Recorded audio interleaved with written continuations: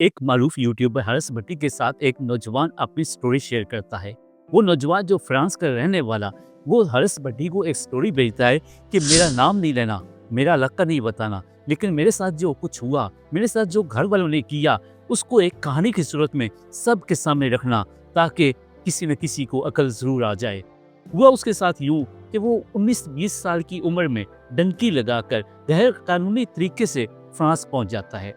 वो सुबह से लेकर शाम तक और शाम से लेकर रात तक वो काम करता है, दिहाड़ियाँ लगाता है, मजदूरी करता है, जहाँ पे जैसा भी उसको काम मिले वो काम करता है। उससे जो आमदन आती है वो पूरी की पूरी पीछे घर वालों को भेज देता है, खानदान को भेज देता है, अपने बहन भाइयों को भेज देता है। यहाँ तक कि 14 साल बाद जब उसकी उम्र 32-33 साल हो चुकी होती है, तब उसके अंदर एक सोच आती है कि मैं घर वालों को आजमाऊं, क्योंकि आगे उसका मुस्तकबिल रोशन होने वाला था।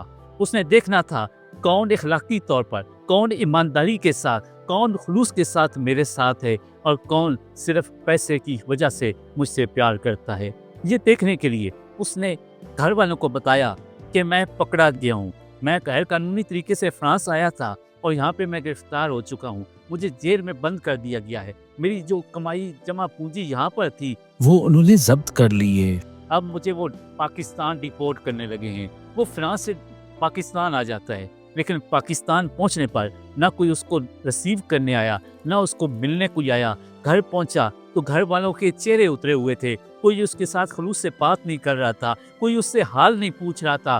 तो ये अपने घर वालों से पूछता है कि मैंने आपकी तरफ 14 साल पैसे भेजे हैं, वो कहाँ हैं? उनमें से कुछ मुझे भी शेयर दिया जाए ताकि मैं कारोबार कर सकूं, क्योंकि मैं फ्रांस छोड़ के आ गया हूँ, मैं वहाँ से डिपोर्ट होके आ गया हूँ। तो घर वालों ने कहा, कौन से पैसे? जो तुमने भेजे हमने खर्च कर दिए, हमारे पास तो कोई जमा पूंजी नहीं जो आपको दे सकें।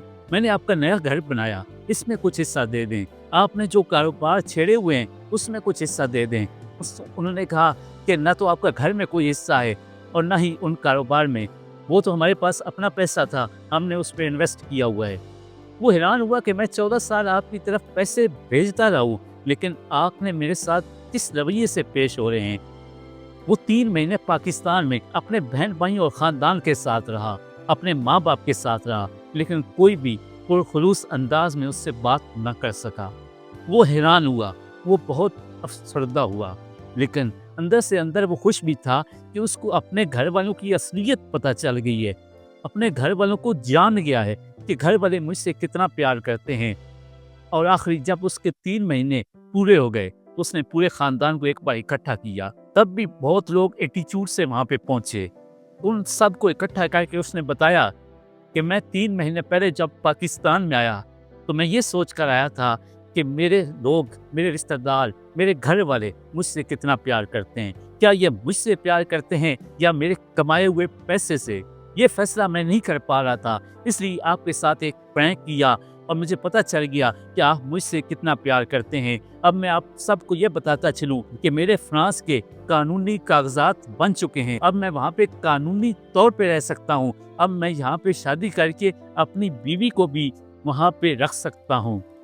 लेकिन मुझे बहुत अफसोस है कि आपने जिस तरह मेरे साथ सलूक किया, आइंदा मैं भी आपके साथ ऐसा ही सलूक करूँगा। यह कहकर वो फ्रांस रवाना हो गया। ये कहानी सिर्फ एक उस शख्स की नहीं है, ये कहानी पाकिस्तान में हर दूसरे शख्स के साथ ऐसा ही कुछ हो रहा है। इसलिए जो बह जाते हैं वो इस बात का भी जरा ध्यान रखें कि जब वो वापस आएं, या जिनके लिए वो मेहनत कर रहे हैं, जिनको वो पैसा भेज रहे हैं, क्या वो भी उनसे इतना प्यार करते हैं?